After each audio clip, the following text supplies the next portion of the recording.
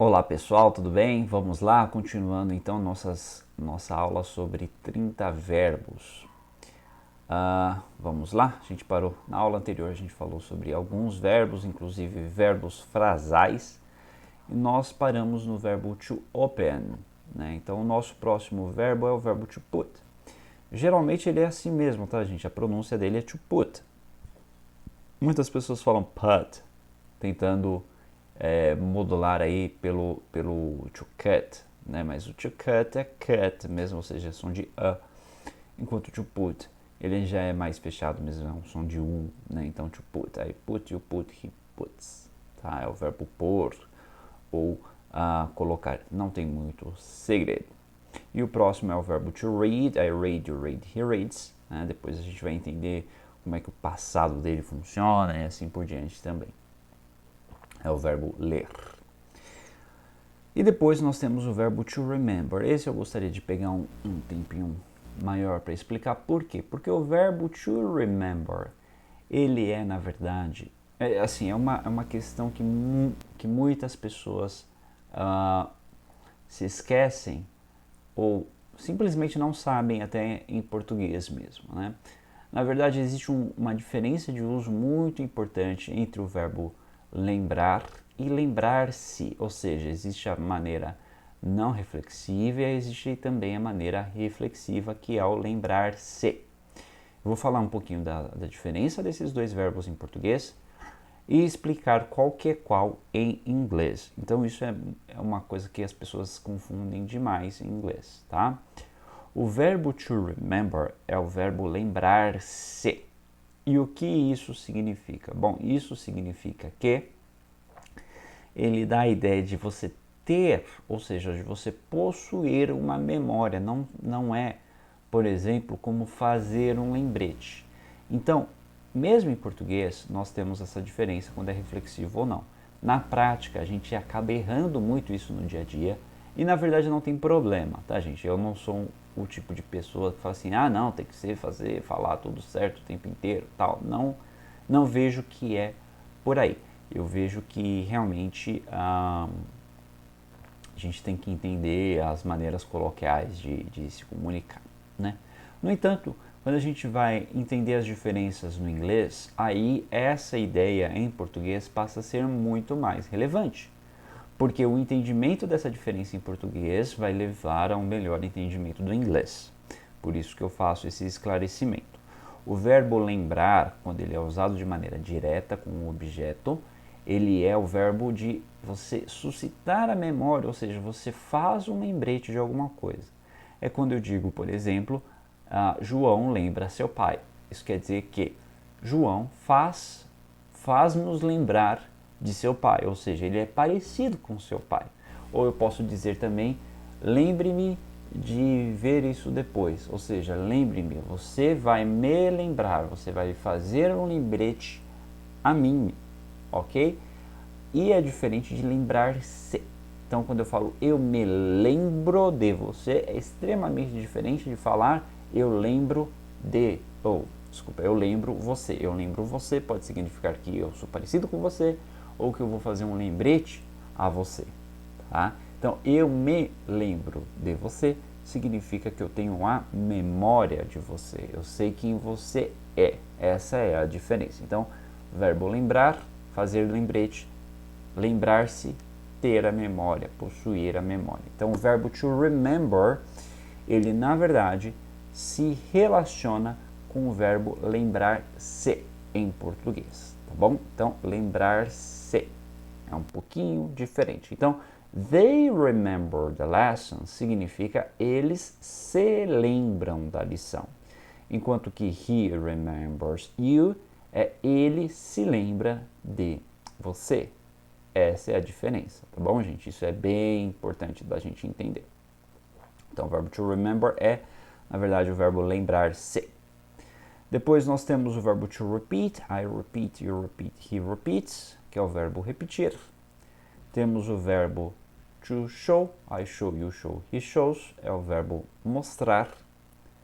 Temos o verbo to sit down, né, que é o verbo, de novo, idealmente, existiria, talvez no português um pouco mais arcaico, existiria a diferença entre o verbo sentar e o verbo sentar-se, tá? Então existe o verbo sentar e o verbo sentar-se, teoricamente pelo menos. Hoje em dia, de novo, está tudo misturado. Então o verbo to sit down, idealmente seria entendido como o verbo sentar-se, ou seja, colocar-se sentado, tá bom? Mas na prática isso hoje em dia tem pouca relevância porque a gente usa só uma forma, é diferente do lembrar que ainda usamos as duas formas no português, tá? Depois nós temos o verbo to speak, I speak, you speak, he speaks, tá? Tranquilo, né? É o verbo falar, né? E o verbo to stand up, I stand up, you stand up, he stands up. De novo, mais uma coisa bastante relevante. O verbo to stand up não é o verbo levantar, ele é o verbo levantar-se, ou seja, colocar a si mesmo em pé, colocar a si mesmo de pé. Quando eu falo levantar, o sentido de levantar é simplesmente o sentido de levantar alguma coisa. Então, quando eu falo levantar-se, estou falando de levantar a si mesmo. E o verbo to stand up, portanto, significa levantar-se e não apenas levantar. Diferença importantíssima, né? Nos exemplos nós temos they stand up here, ou seja, eles levantam-se aqui, ou eles se levantam aqui. E Paul stands up, ou seja, Paul se levanta, ok? Próximo verbo é o verbo to staple, que é o verbo grampear, né? I staple, you staple, he staples, nada demais. Depois temos o verbo to take, I take, you take, he takes. Aqui é um verbo bastante importante, porque ele tem vários significados, né? O verbo to take, ele pode ser tanto o verbo pegar, quanto tomar, quanto levar. Tudo isso significa to take, né? Então, professor, mas nós já vimos o verbo to catch, por exemplo, né? Qual que é a diferença? Bom, a diferença é uma tendência engraçada em qualquer idioma é que o verbo que tem mais significados, ele tem maior abrangência de ideias, né? Ele geralmente é mais usado do que o outro que às vezes é mais específico, tá? Então, quando a gente pega, por exemplo, o verbo precisar em português, o precisar ele tem dois sentidos. Ele é sinônimo de necessitar e também ele também pode passar a ideia de dar precisão, né? Então ele tem dois usos, enquanto o necessitar tem basicamente um só. Qual que é mais usado? O precisar. Então é engraçado que tem essa tendência que quanto mais abrangente o verbo é, mais ele é usado mesmo na sua forma onde ele encontra concorrentes, vamos dizer assim. Então o to take ele é um pouco mais geral e um pouco mais usado no sentido de pegar que o verbo to catch, tá bom? Não que o to catch também não seja utilizado, tá? Mas to take ele é mais abrangente. To take pode ser, portanto, pegar, tomar ou levar. Ele também é bem usado com verbos do tipo, com expressões, né? Do tipo tomar banho, né? To take a shower, e assim por diante, né? To take a bus, né? Pegar ônibus e assim por diante. Então ele também é bastante usado com expressões, tá? Depois nós temos o verbo to turn off e o verbo to turn on.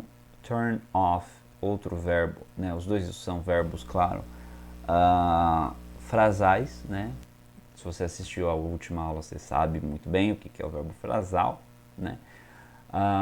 E o verbo to turn off significa desligar e o verbo to turn on significa ligar, tá? Então, sempre que a gente tem esse off, na verdade, uma coisa interessante é que ele sempre representa algo desconectado, né? Ele significa uma coisa que está fora, uma coisa que está desconectado, e on, ao contrário, uma coisa que tem conexão, que tem contato, né?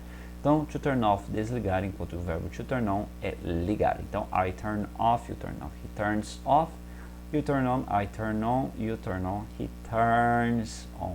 Ok? Bem simples. Turn off, desligar, to turn on, ligar. E finalmente nossos últimos três verbos, que temos aqui o verbo to understand, I understand, you understand, he understands, que é o verbo entender. E o verbo to wait, I wait, you wait, he waits. Aqui também tem mais uma curiosidade, a gente até coloca aqui o ponto de interrogação, geralmente porque tem alguma explicação ou alguma pergunta aqui, né, no final da apostila. Lembrando que você pode sempre acessar a nossa apostila no link que a gente disponibiliza aqui, tá bom? O verbo to wait é o verbo esperar, né? E aí, olha só, a gente falou também na última aula sobre essa questão de tendência, como é que eu uso o verbo, e os exemplos aqui, eles estão aqui justamente por uma questão de mostrar como eles são usados, né? Então, o que a gente pensa? Às vezes eu pergunto para os meus alunos, qual que é a diferença entre usar eu espero você ou eu espero por você? Muitas pessoas não sabem. E a diferença é que não tem diferença no final das contas. Mas alguns alunos dizem, por exemplo, que eu espero por você é mais formal. Por que eles pensam nisso? Vou até fechar aqui. Por que eles pensam que o verbo, que quando eu uso eu espero por você é mais formal? Simples, porque na verdade seria a maneira correta de se utilizar o verbo, né? Então, I wait for you, em inglês é só assim que você pode usar. Mas em português, antigamente a gente falava eu espero por você. Só que a gente foi deixando de lado essa preposição. Então a gente foi falando cada vez mais eu espero você, eu espero você, eu espero você, né? O que acontece é que muito comumente, aliás, muito comumente não, o que acontece é que muitas vezes, 99% das vezes, aquilo que é antigo, aquela forma antiga, acaba soando no nosso ouvido como algo formal, quando na verdade não precisa ser algo formal, né? Então, um exemplo que eu sempre dou, independentemente de crença, ou então a gente fala de por exemplo, você pega algum filme religioso que tem lá Jesus falando, né, com as pessoas e tal, e parece muitas vezes que é muito formal, só que na verdade, se você pega a ideia toda, a chance de ser algo formal ali naquele contexto é baixíssima, né?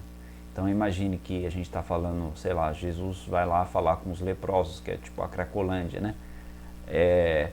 Você acha que ele ia chegar e falar com os leprosos lá, levanta-te e anda? Não, ele não ia falar isso, né? Tipo, ele é bem claro que, independentemente de qualquer coisa, a sua linguagem muito provavelmente é informal para falar com o povo, né? Mas quando a gente vai ler a Bíblia ou quando você vai assistir algum filme de época nesse sentido, a gente tem muita noção, né? Isso é muito engraçado.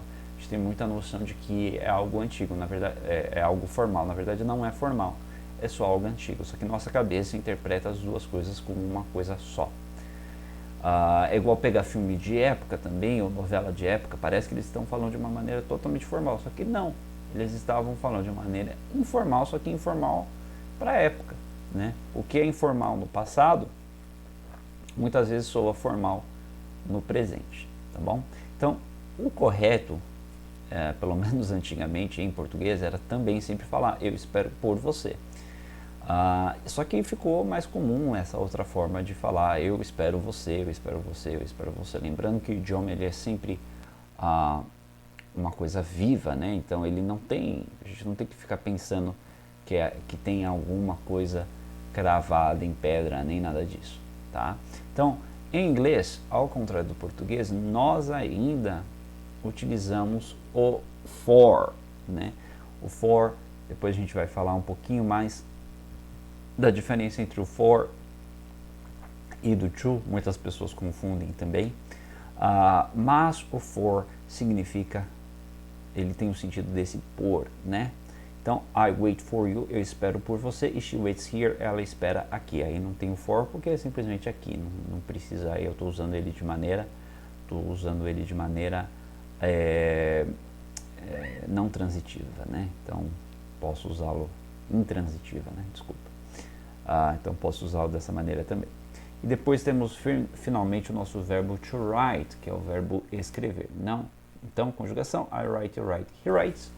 Verbo bastante simples. I write on the notebook, ou seja, eu escrevo no caderno. She writes on the board, ela escreve na lousa. Bom, gente, essa aqui é só uma introdução para os nossos 30 primeiros verbos. Eles vão servir para nós, para a gente entender melhor como os verbos funcionam de maneira geral. A gente vai entender logo também o passado e o futuro. Então a gente gosta de passar esses verbos aqui por uma questão também de ter um material mínimo, né, para se trabalhar, para o aluno entender as referências, tá? Então, lembrando, faça os exercícios no aplicativo, estude pela apostila também. Tiver dúvidas, perguntas, aforismos, manda aí pra gente nos comentários que a gente vai ler e com certeza dar um feedback aí para você. Dependendo da dúvida, a gente pode até fazer um vídeo aí especial explicando alguma coisa que você não entenda ou talvez tenha sentido falta aqui no nosso material, tá bom? É isso aí, muito obrigado, deixa aí seu like, seu comentário e se inscreva também, né, que a gente vai sempre colocar aqui coisas de inglês, espanhol, francês, alemão e assim por diante, tá bom? É isso aí, até a próxima.